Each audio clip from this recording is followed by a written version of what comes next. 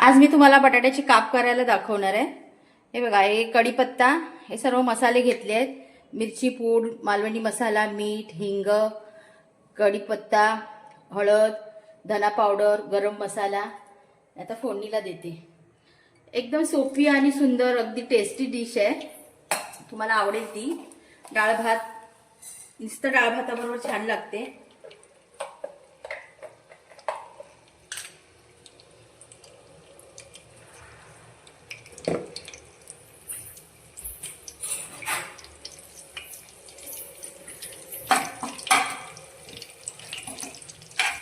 काय नाही, हे राई जिरं आणि कढीपत्ता, हिंग टाकल्यानंतर हे जे मसाले आहेत ते टाकायचे आणि फटकन त्यात बटाटा टाकायचा। हा कापलेला, या कतऱ्या केल्या आहेत ना काप, ते टाकायचे।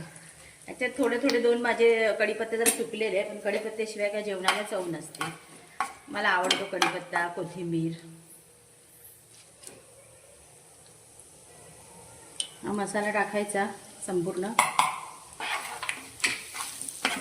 तेव्हा ह्याला ना जरा गॅस लो करायचा, मसाला जळू नाही द्यायचा।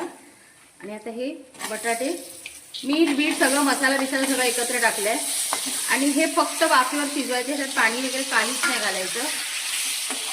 खूप छान लागतात हे। ह्यात पाणी अजिबात नाही घालायचं, हे वाफेवर शिजवायचं गॅस लो करून। खूप छान लागतात, एकदम सोपी डिश आहे, खायला खूप छान लागते।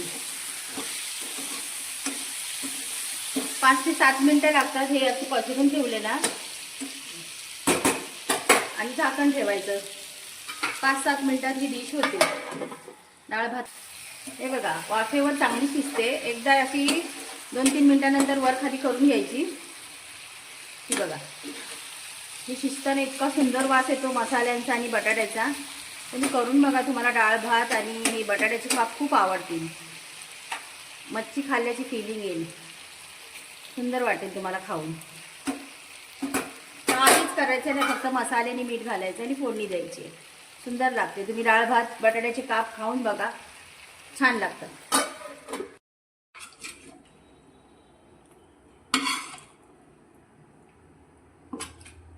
Ready to eat.